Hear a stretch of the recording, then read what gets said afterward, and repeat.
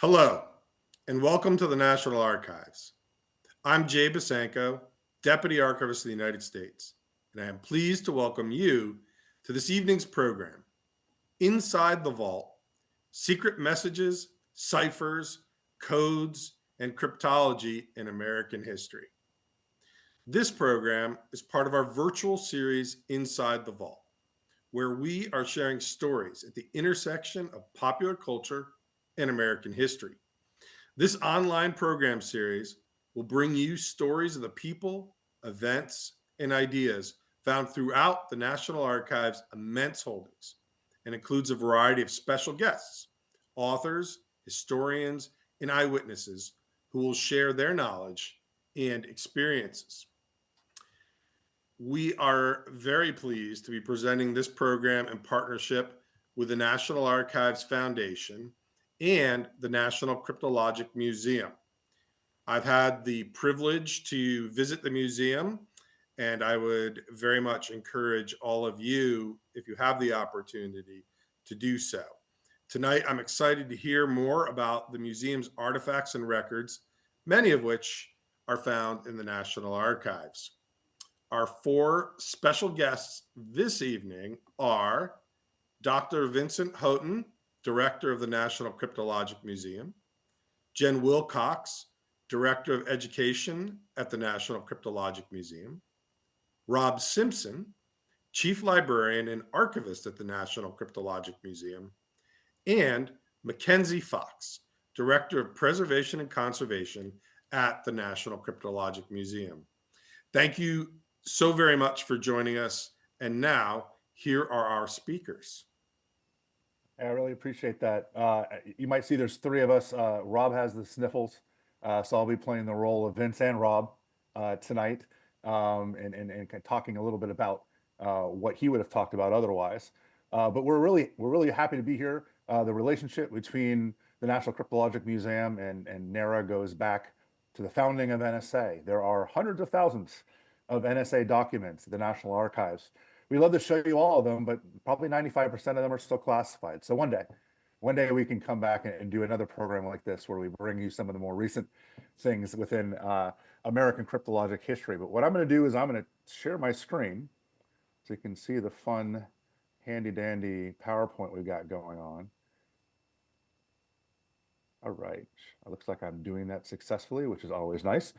And welcome you to kind of our universe. And our universe really focuses on focusing on the national part of the National Cryptologic Museum, about American cryptology. And so everything we deal with on a day-to-day basis looks at American history, focused on kind of this word cryptology, which is a fancy way of saying the making and breaking of codes and ciphers. So since we have 250 years of history, we can't cover all of it tonight. So essentially what we've done is we've broken this presentation into 5 periods in American history, and they're not going to be surprises.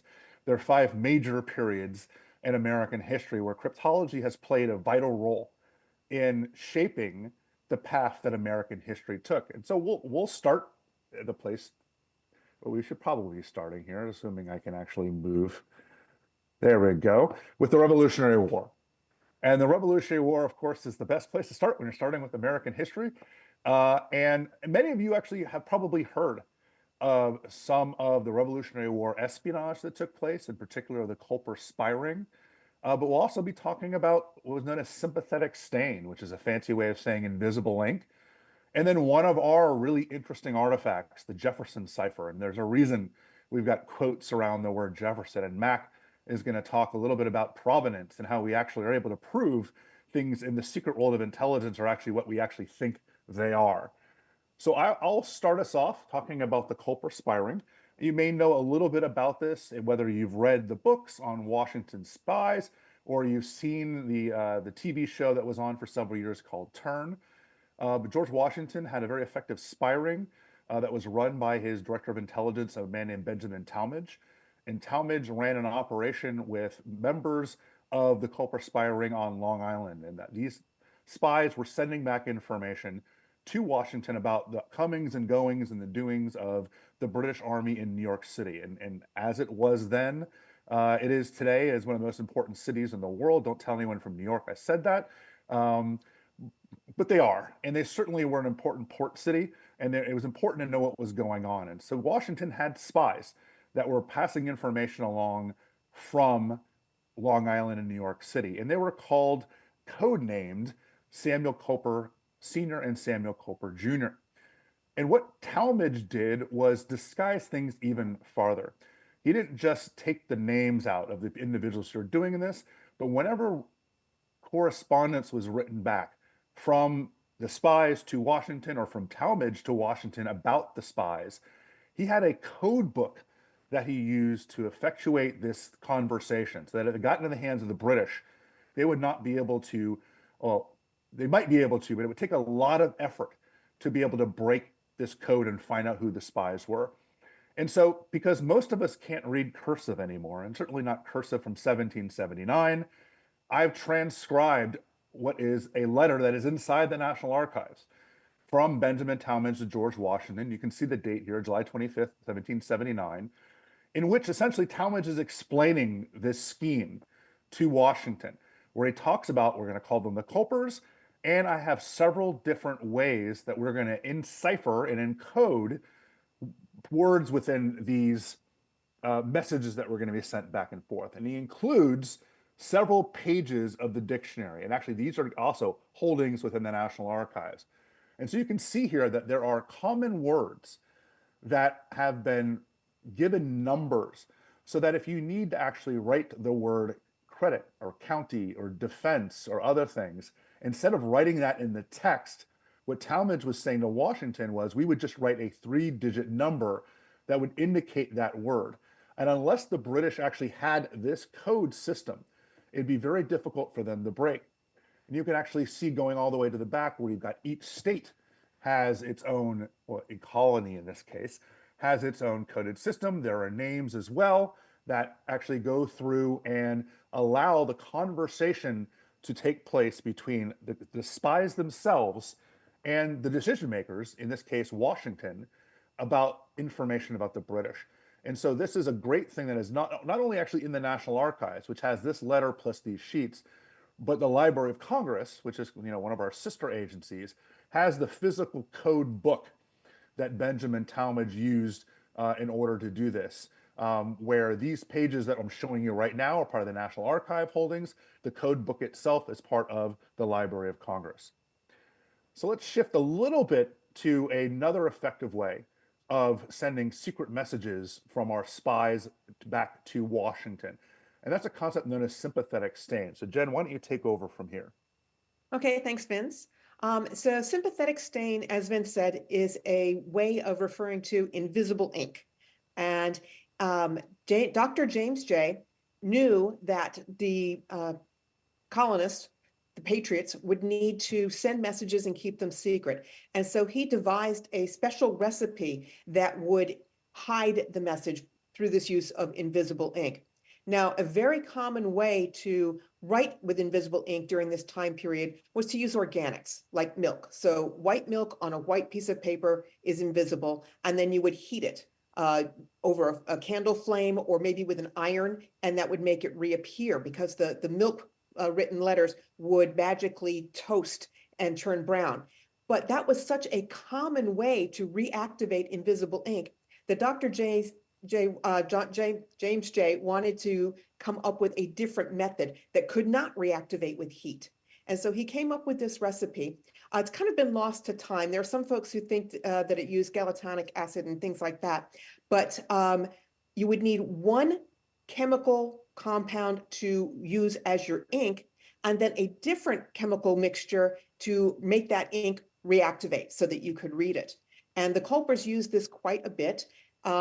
It was a special recipe and it was difficult to come by. And the fact that we were using invisible ink on basically a blank sheet of paper, you didn't know exactly where to paint with the reactivation agent. So they actually went through the reactivation agent much more rapidly than the ink itself, because you basically had to paint the entire page looking for the part that's going to reappear. Now, George Washington had recommended that the Culpers write invisible ink in the margins of books because no one would be suspicious of anybody carrying a book. And then you would just have to know what page to go to paint along the margins. But the Culper spy ring, Culper Jr. in New York City, he was a merchant, among other things, and he would frequently use an entire sheet of blank paper, and he would insert it into a stack of blank paper. And the courier would take the entire ream, and no one would be suspicious of a businessman, picking up supplies, including lots of paper, and take that back to Setauket to be couriered back to George Washington. But again, at the other end, you would have to know what page you were looking at. And in some cases, they would go to the wrong page, and they would waste all of this reactivation agent trying to find the one that would make it reappear. Also, another downside of the invisible ink was that it couldn't get wet. And so if it got damaged because of rain or something like that, at the receiving end, it would just be one big blur.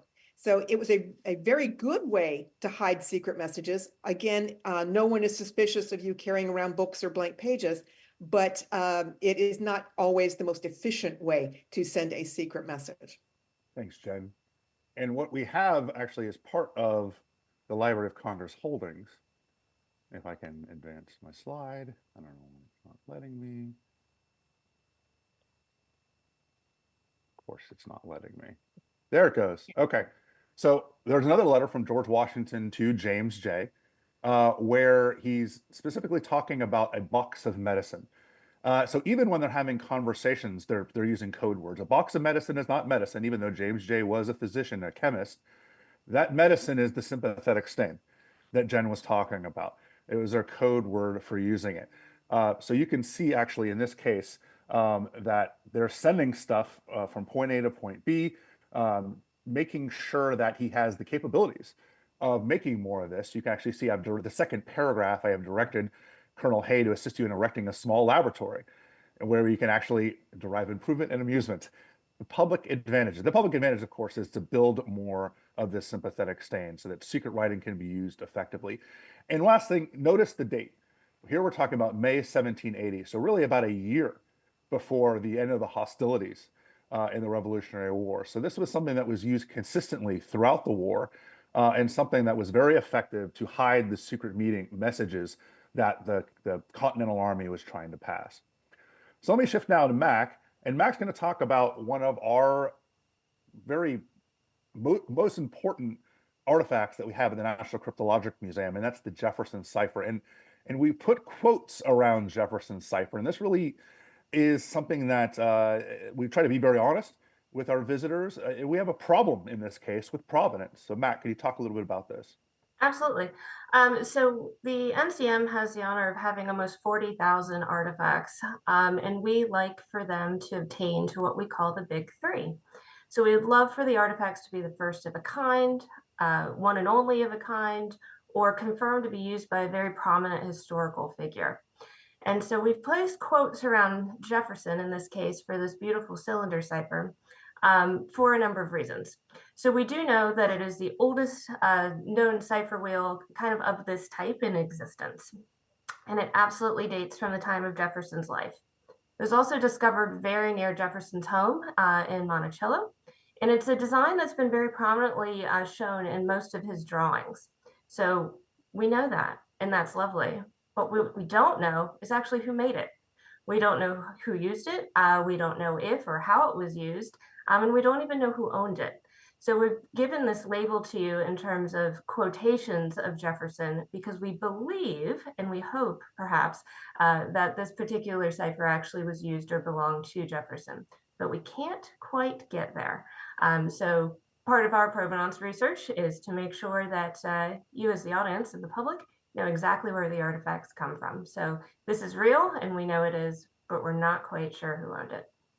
Yeah, there's a lot of circumstantial evidence surrounding this that we don't feel comfortable in claiming it's something that we cannot guarantee it is. And that's the trouble with when you're talking about intelligence work, and the trouble when you're talking about cryptology is that very little is written down. The whole idea of this discipline is secrecy. And so you don't have a lot of documents lying around. You don't have a lot of a paper trail that you can walk back to try to figure out what is the provenance of this particular artifact. And so there's a lot of detective work involved. It's fun, for historians and for people who like objects and archivists, it's a fun little kind of detective mission every single time you run into something that has some potential of being really interesting and really new. So let's, for the sake of time, we could spend the whole hour on the Revolutionary War, but let's move on to talk about the Civil War itself, because here we also have some pretty extraordinary artifacts that we have on display inside the museum. One is one of only 2 signal flags, you'll see in a second, in the whole world. And the other one, we kind of chuckle when we say sadness, because it is one of the coolest artifacts that no one will ever see again in person because of a preservation issue. So Jen, I'm going to start with you and actually talk a little bit about this 5-pointed star we have on display. Okay, so this is an honor flag, and it's a battle honor flag, and it was developed by the Chief Signal Officer of the Union Army, Major Albert Meyer, and he had invented a flag signaling system. It was a line of sight system where you would wave a flag in patterns of lefts and rights to indicate individual letters. And he invented it before the war, and so both sides did actually use that. Now, those flags themselves actually had a square in the center, not a star, and that would be just a regular signal flag. But when you're standing in plain sight, waving a giant flag back and forth in the middle of a battle, you make a pretty good target. And so Major Meyer gave these these honor flags to his signal officers with the star in the center. And it's been mentioned, this is one of 2 known to exist that have all 5 points filled in.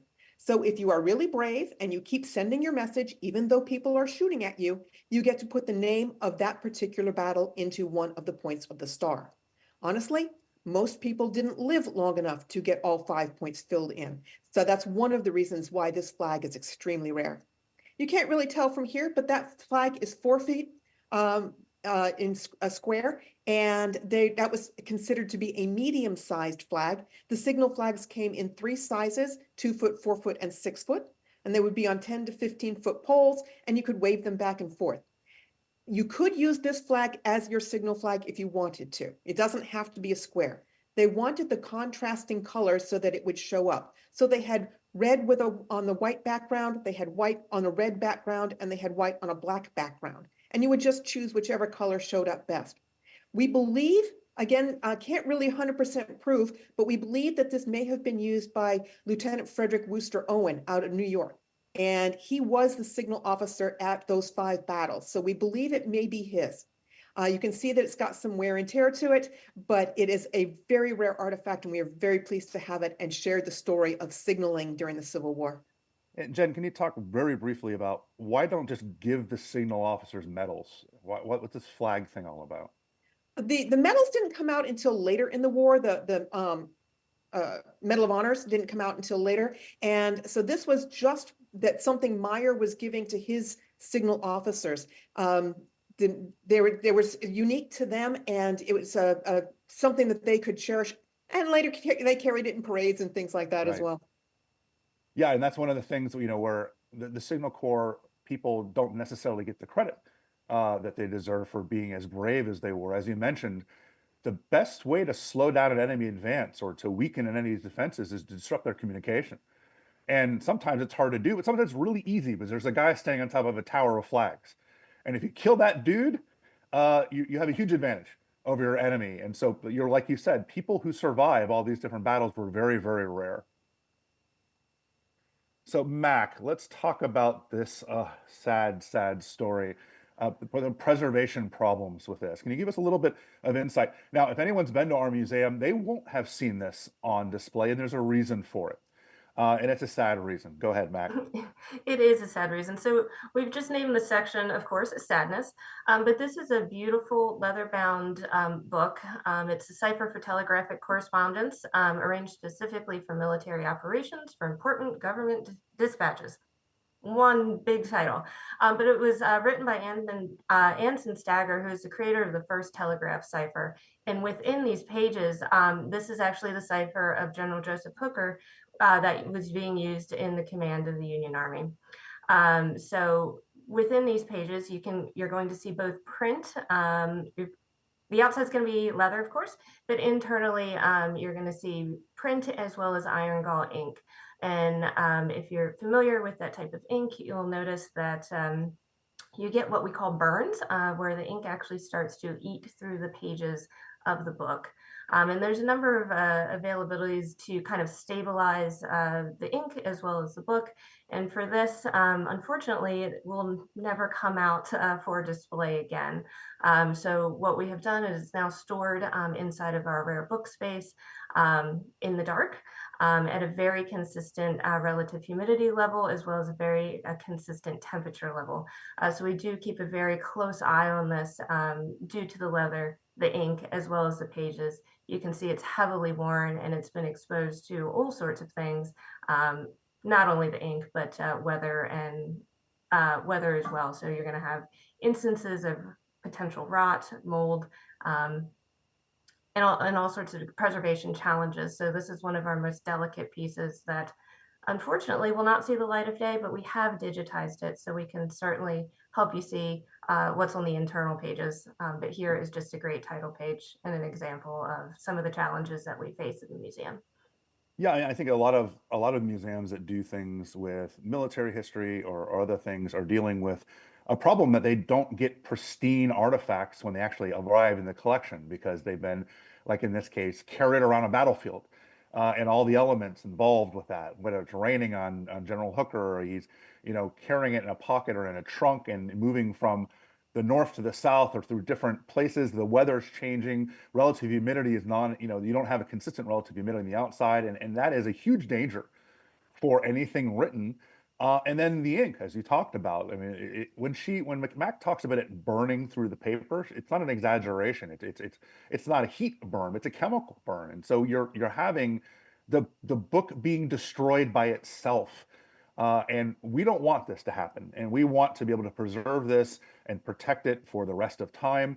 What unfortunately that means is that there's a very limited number of people that actually can see this, and we can't put it out on display. But this is one of the most important communications intelligence artifacts from the Civil War that we have at the museum, mainly because telegraphy was incredibly vital to both sides. And stealing telegraphic messages was a key means of collecting intelligence from the enemies on both sides.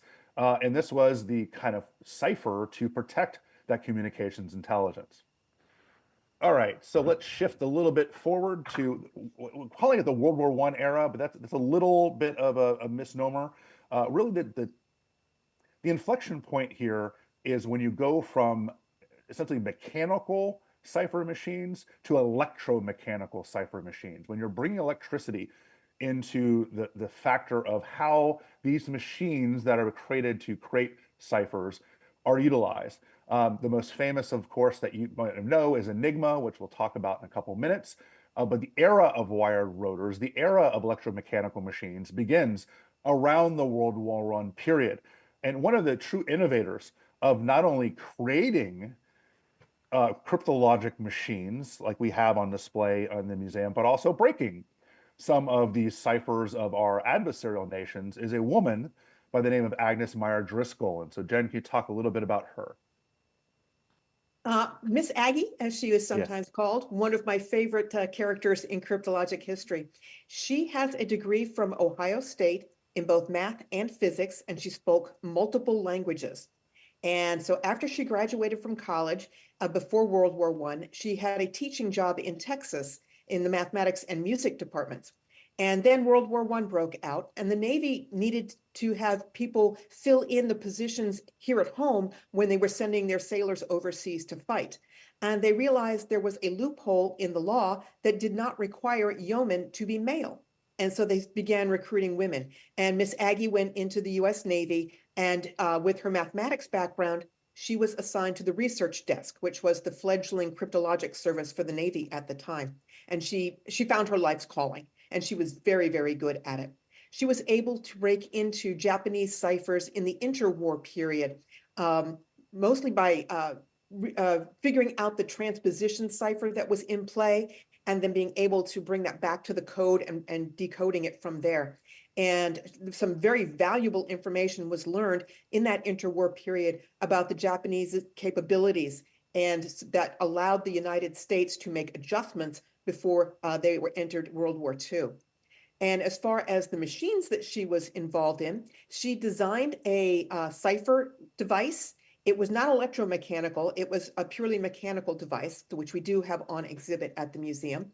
But she was also involved in bringing in the electromechanical machines like IBM was producing to use for the basic brute force grunt work of involved in cryptanalysis.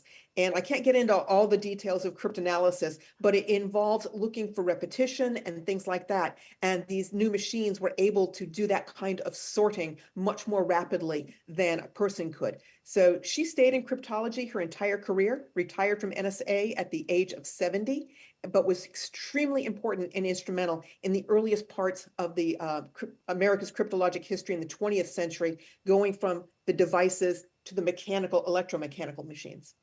And I think that's the key you mentioned there is how much of a trailblazer she was. This is the early period when no one knows what they're doing.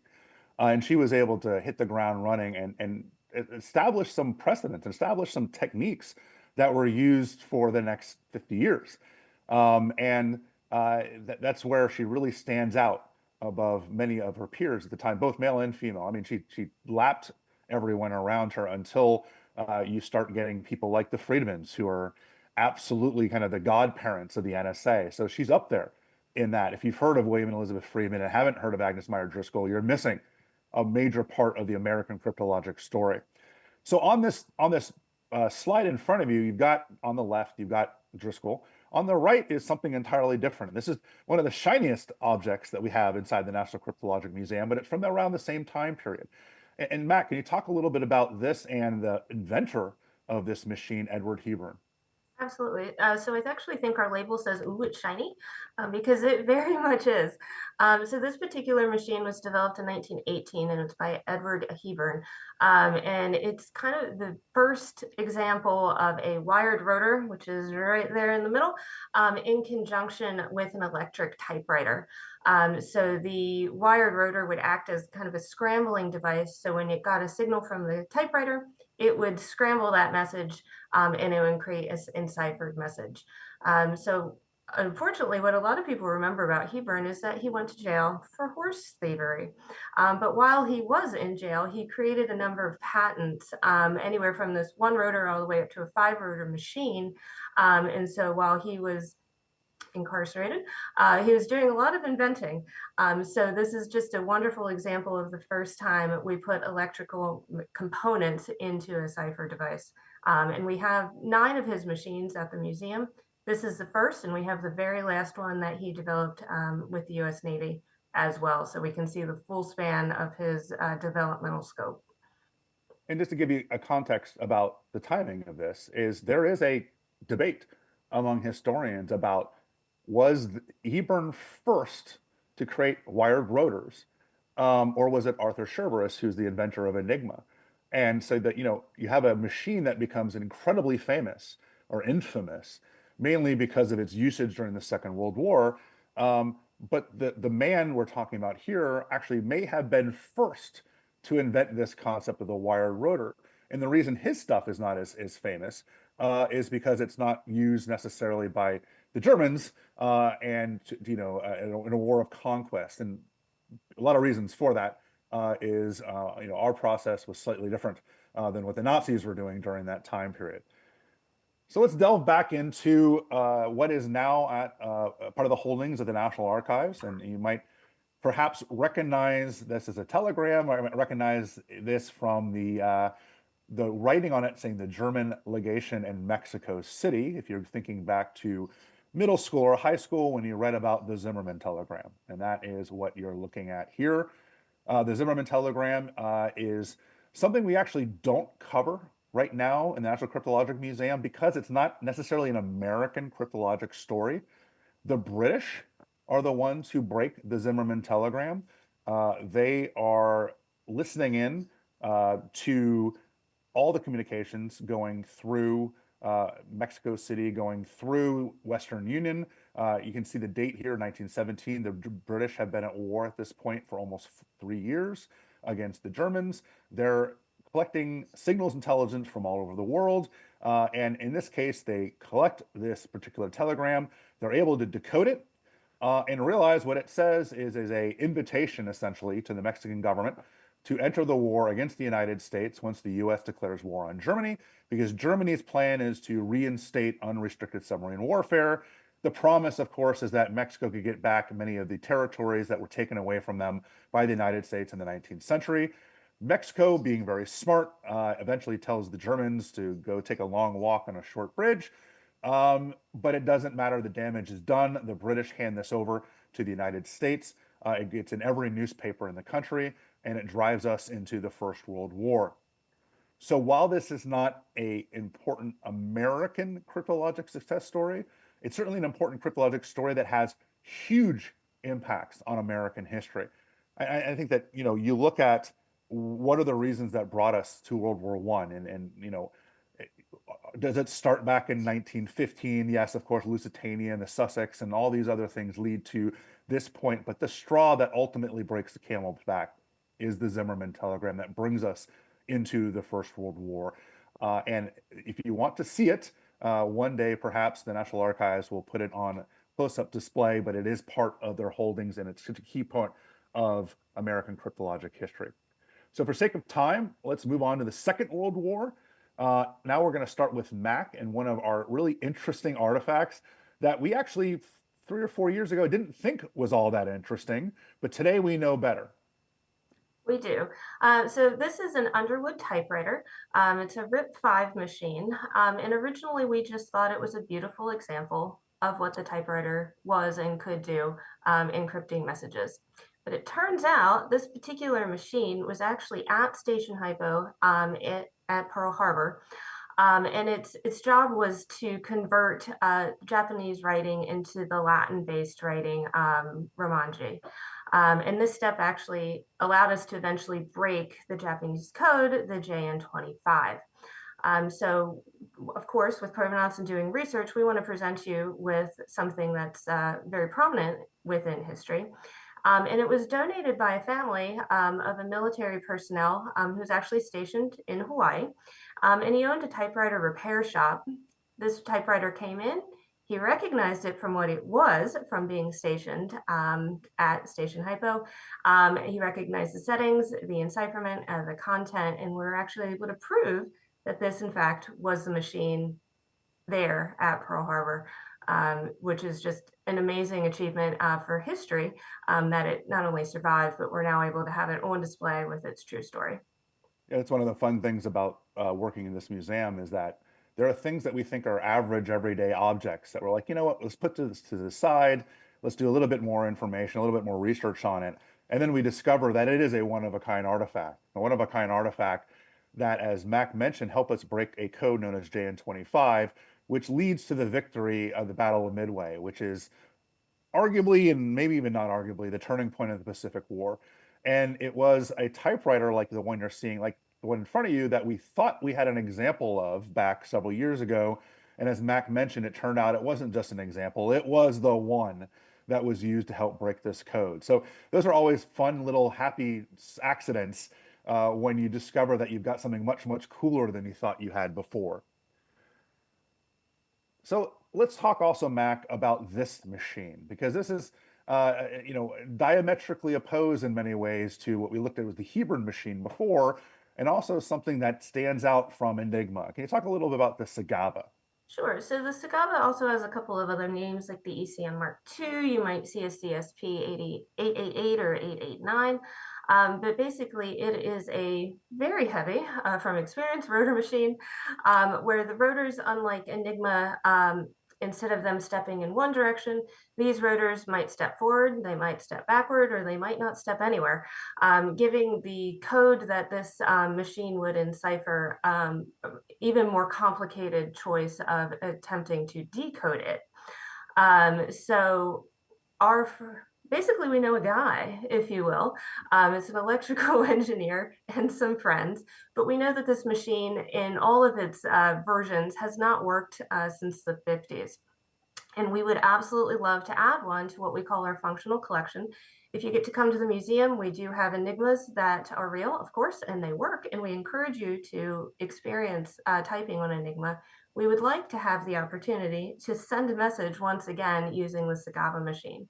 So we are working on mapping the rotors. So what letter would go to what letter, making sure the rotors would work again, making sure the motor works again, and being able to basically put one back together. So this is a huge, it will be a huge achievement for us when we get there, because we have decided that it's absolutely worth the historical investment to alter this piece to kind of reclaim and restore some history. So we have a great opportunity to once again make a quite old machine work again. So very exciting from the preservation side. And exciting from the historical side. I mean, what kind of the Enigma gets all the press, but what stands out about Sigaba is that it was never broken. It is a cipher machine that was never broken during the Second World War.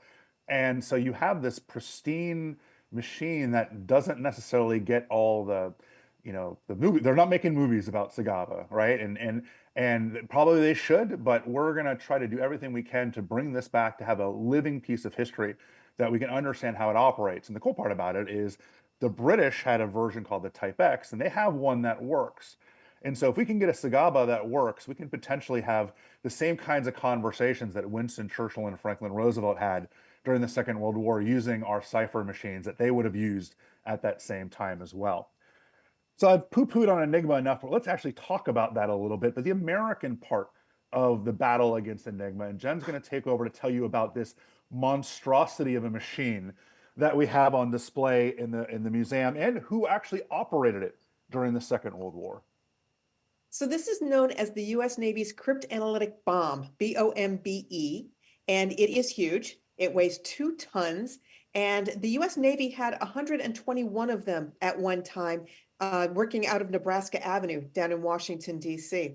And their purpose in life was to find the key settings for the Enigma machines that were on the German U-boats. The German U-boat machines later in the war were different than the ones used by the regular Navy, Air Force, Army, police, trains. Everybody else had a 3-rotor system. But the U-boats, Admiral Dönitz added a 4th rotor into the U-boat Enigmas, just about the time that the U.S. was entering World War II.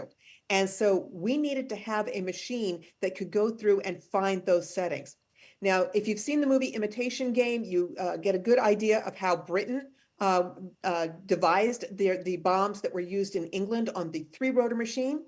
Doesn't give credit to the Poles who actually broke it in the first place. But we were able to improve upon the British design with our 4-rotor cipher cryptanalytic machine.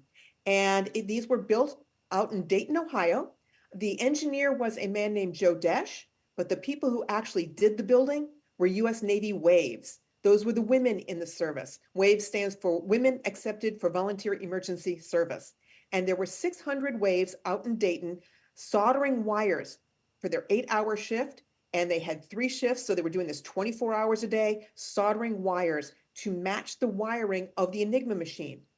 And then when they finally got these things built, the cryptanalyst would create a menu.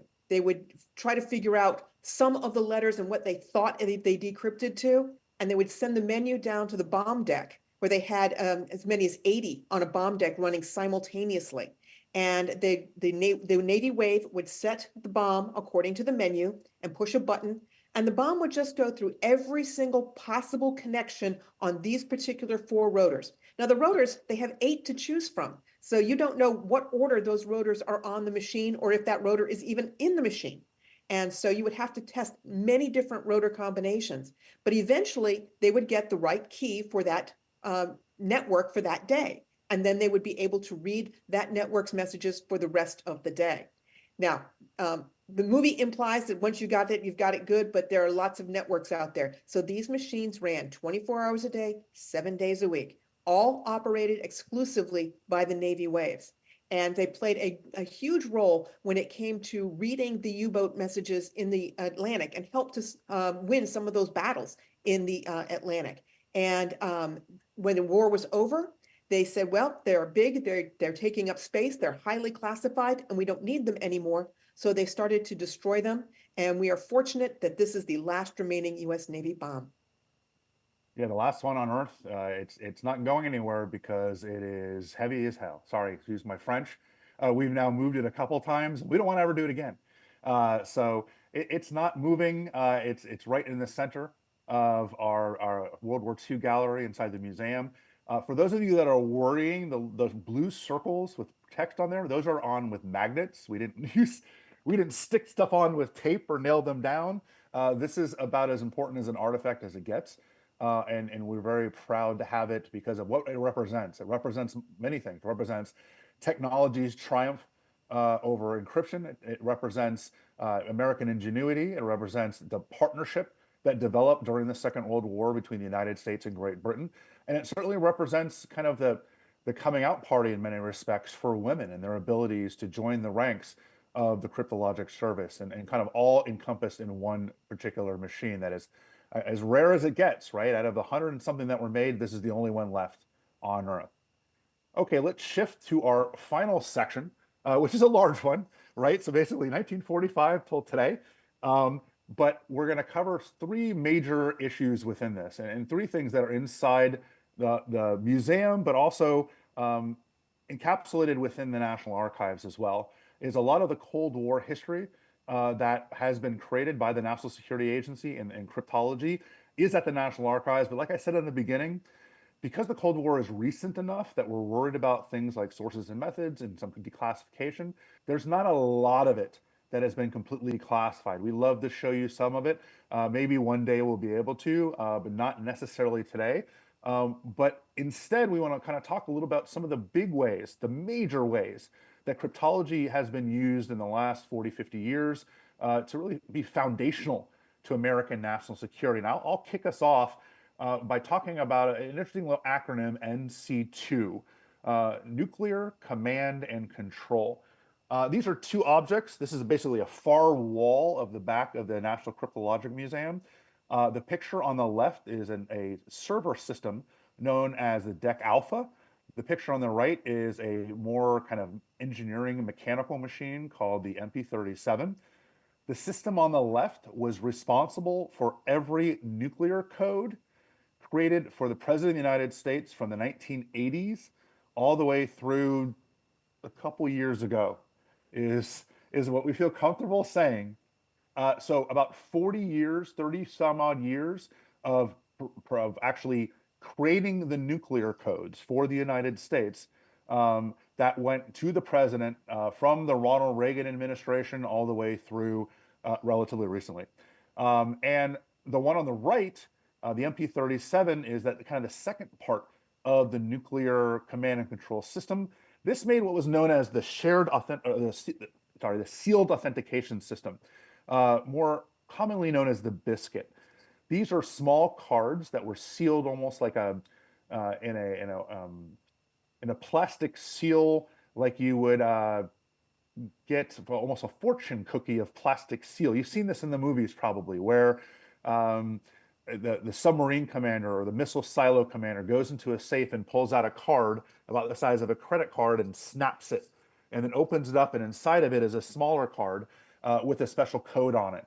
That's what this machine creates. So every nuclear silo in the United States, every nuclear missile submarine that was part of the United States Navy, and every bomber that was nuclear capable, part of the usually United States Air Force, had these on them that were manufactured by this machine, every single one of them, from the 1980s all the way to relatively recently was manufactured on this machine. So taken together, these two systems, which are on display, like I said, at the National Cryptologic Museum, were fundamental for American nuclear security for almost 4 decades. And there's a lot more I can say about that. For the sake of time, I want to move on because the next thing is one of the cool things that we're able to do is when things become declassified, we jump all over them and have the ability to bring them to the museum. So you might recognize these if you were around in the earlier 2000s, good old Blackberries. But these particular Blackberries actually belong to President Obama. And it's just a wonderful example of when we not only talk about physical security, but cybersecurity. So the voice communications and the connectivity that Blackberries and other smartphones have, it shows you that the technology, of course, as well as our collection, can come from just about anywhere. So everything that you're going to see in the NCM, of course, has been declassified. So these particular Blackberries, of course, as well as several of the flip phones that President Obama had as well, are on display. Again, they're real, they were his. And it just gives us a great idea of our increasing technology and the things that we're able to do in terms of communication and security for our presidents as well as, you know, the nation. So these are one of the newer items that we have in the collection, as well as the NC2 display that Vince just showed you. So our collection can come from anywhere. Presidents, grandma's attic, grandpa's attic, you never know. The heritage assets, but this is a great new example of the technology that we are seeing for signals that have been encrypted. And one of the things we're always trying to do is we never kind of sit pat. We never rest on our laurels. We're always trying to find something better. And actually, what these phones did was replace a very interesting, very functional, very good exhibit on cell phone communication, on smartphone communication, how they'd been encrypted. Encrypted not only, you know, by commercial practices, but also encrypted by NSA. And it was a great exhibit. But we had the opportunity to grab these, right? So you go from wonderfully interesting phones that were souped up by NSA to President Obama's Blackberries. So we jumped all over that opportunity, and we're constantly on the lookout for things like that to find ways to take our already, you know, interesting collection and make it better. We have to, right? We're in the middle of nowhere. If you don't know where the museum is, it's kind of halfway between nowhere and somewhere in Baltimore and Washington. You got to make a point to come there. We think there's a reason to come to the museum. It's because the stuff that's on display is one of a kind. And this is how we do that. We find ways to put things on display that no one else has. And this is a great example of that. Finally, before we move to questions, I think one of the things that people don't quite understand is how much the agency has partnerships throughout the US government. And one of the interesting ways to look at that is with space. And so, Jen, can you talk a little bit about the NSA's relationship with NASA and how that affected the space shuttle missions for about 40 years? Sure. It started actually with satellites, not specifically with shuttles. We've evolved into the shuttle communications right from the beginning when they began launching missiles and satellites up into space. There was an obvious need to be able to communicate with that spacecraft and not have any interference from unintended listeners or adversaries. And so NSA worked with the US Air Force and NASA to standardize the communication systems and developed the communication security devices that would be on board these different spacecraft. And what you see here is a KG-46. This particular one was on board the Space Shuttle Challenger. And it was a KG-46 was in the cockpit of all of the space shuttles from the beginning of the program right through the end, covering about 30 years. And but on board these Challenger, as you know, unfortunately, that Challenger was lost right at launch. And unfortunately, those astronauts and school teacher were sacrificed in this launch, but they were able to recover the KG-46. And it is important to recover not only obviously any remains, but also this particular piece of equipment because we don't want it falling into any enemy hands, giving them the advantage of knowing how we are protecting our communications across all of our space missions. And the important part that kind of dovetails off of that is, yes, NASA is a civilian organization, but they do have a relationship with the Department of Defense. They do have a relationship with NSA. 2 of the shuttle missions, the entirety of the missions were Department of Defense, right? So they were doing scientific exploration, but it was focused on defense.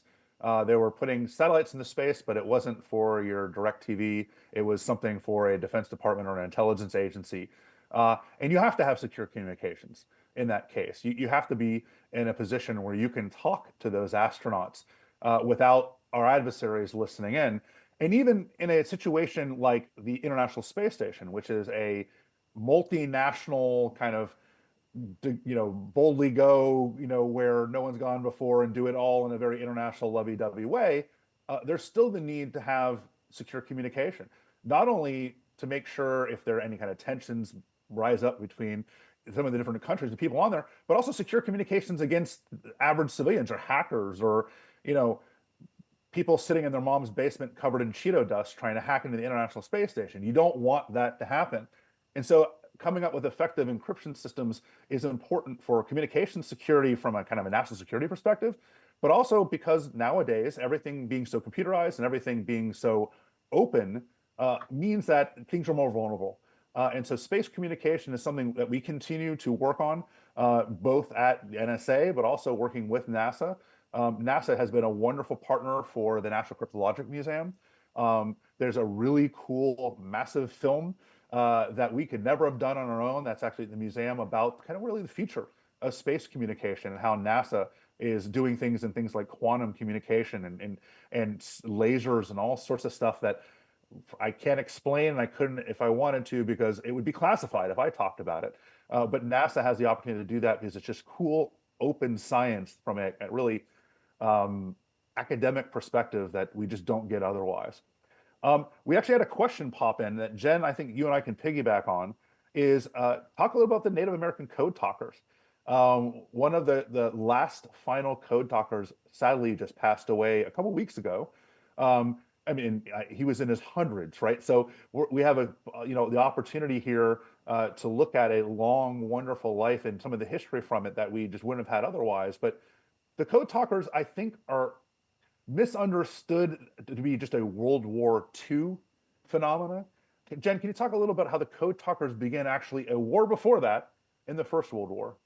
Yeah, radio communications were new in World War I, and so nobody had the ability to really encrypt that messages. But the advantage to radio is that you can speak to your troops without having to be near them. The disadvantage is anyone can listen in.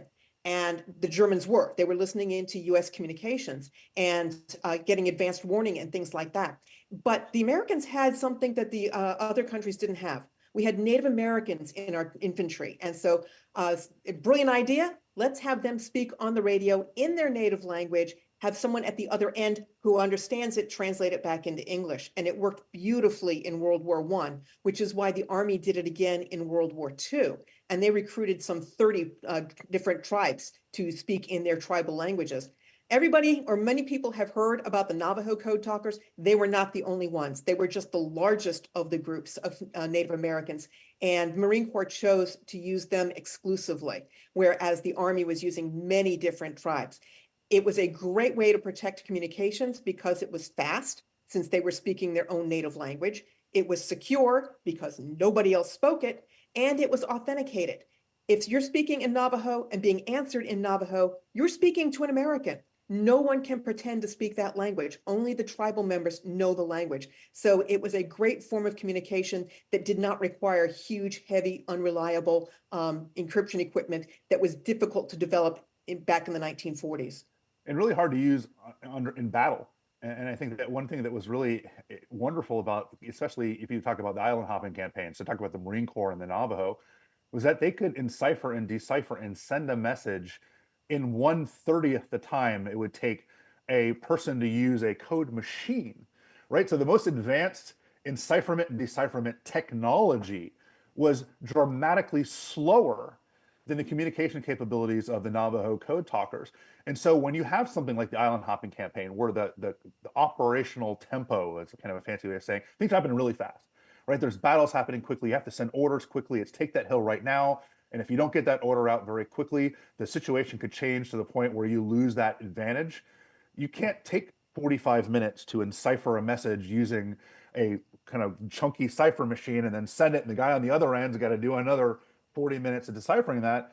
You have the advantage of being able to send a unreadable message to someone instantly and have them decipher it. Now, why would you need to decipher it? What's great about what the Navajo did, and somewhat what the Choctaw and Cherokee and others did as well, is they weren't just speaking their language without any kind, we call it in plain text. They actually created a coded system on top of things, right? And they kind of had to, right? Because Jen can tell you there's no word in Navajo for tank. There's no word in Navajo for bomber or for submarine. So they use words similar to that. So what, can you give a couple examples of what they would use, Jen? Yeah, so what they would do is they would try to come up with a word in their language that had something in common with the military thing, because they had to memorize the code. They were not writing it down and keeping it in their pocket. So there had to be something about the code word they were using that reminded them of the military thing. So for example, in Navajo, a tank was called tortoise because they're both slow, they're both green, they both have a hard shell. So they might say, Wiki Dinajai Bahute in Navajo, and if anyone speaks Navajo, I apologize because I know that's not even remotely close to correct, but Chittigahai was the word for tortoise, and that would be request tortoise support, and the guy at the other end would know that tortoise meant tank. Well, and what I love from the story is that the Japanese, who were the kind of the victims of this, if you want to talk about, they're the ones it was used against, tried every method known to man at this point. I mean, talking about hundreds of years of cryptanalysis, every possible method to break codes, to try to break the Navajo quote unquote code, thinking that it was a standard encipherment or thinking that it was a standard book code or something else. And they attacked it from every angle and got so frustrated because they're like, it won't break. It won't break because it's not really a code, right? It's just a language. And you actually, there are different indications of this throughout history, even going into the modern day, where things like in Kosovo and other places where the Welsh Royal Fusiliers that use a very this is not American history; it's really British history. But there was a guy in a unit that had been surrounded by the Serbs, and he knew he had a buddy back at headquarters who was from the same small town in Wales that he was from, and they knew that they could not give their location in the clear over the radio because the Serbs would hear it. So he spoke in this really, really esoteric, rare Welsh dialect that only like 12 people spoke, but it so happened that someone back at headquarters spoke it, and he was able to tell them where he was. And later on, he was asked, he's like, what made you think of that? And he's like, well, the story of the Navajo, right? The story of the code talkers.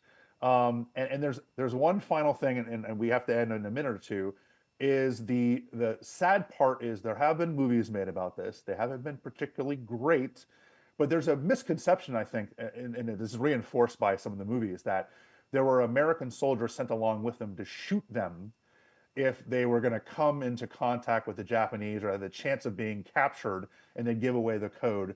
Who are they there actually to shoot, Jen? Yeah, so the bodyguards that were assigned to the Navajo code talkers were there to protect the Navajo. He is your communication system. You need him. And so they were assigned to protect them from being captured. So obviously the person you want to shoot are the Japanese. And the people who produced the movie, Wind Talkers, freely admitted that they made that up. They needed to add a drama to the movie. The myth may have come from a general in the Army who had a Ogallala, Dakota code talker with him. And he had given the order to his bodyguard, in the worst case scenario, shoot both of us. Well, there would be no reason to shoot the general. He doesn't speak Ogallala. And so the thought is he gave that order because both he and his code talker knew the big picture. They had all the knowledge. And so it was protecting the information, not the code. Fortunately, I don't think it ever came to that, but that may be where the myth started. Thank you, Jen. Thank you, Mac. I want to give a special thank you to Jen Wilcox. she's here on her own dime. She is now the recently retired Director of Education from the National Cryptologic Museum. When NARA reached out to us, she was still working for us. And I said, I know you're going to be gone, but you'd be willing to do this. And so she is, it was a couple weeks now, she has been home free, trying to figure out what to do with the rest of her life. So we very gracefully decided to keep doing this with us here tonight. So thank you so much, Jen, for your knowledge. We're talking decades working in this field, and you know, and it's amazing. She's only 40, and so it really, you know, it's amazing how she was able to get so much time under her belt in being that age. And then Mac, thank you so much for talking about artifacts. We have fun doing it every day, but we appreciate you taking the time here tonight. My name is Vince Houghton. All three of us are part of the National Cryptologic Museum. Please come visit us. We're halfway between Baltimore and Washington on the Baltimore-Washington Parkway, right by Fort Meade. We are the only museum in the intelligence community that is open to the public. So come check us out every day but Sunday, 10 to 4. And thank you so much. I'm going to end it now.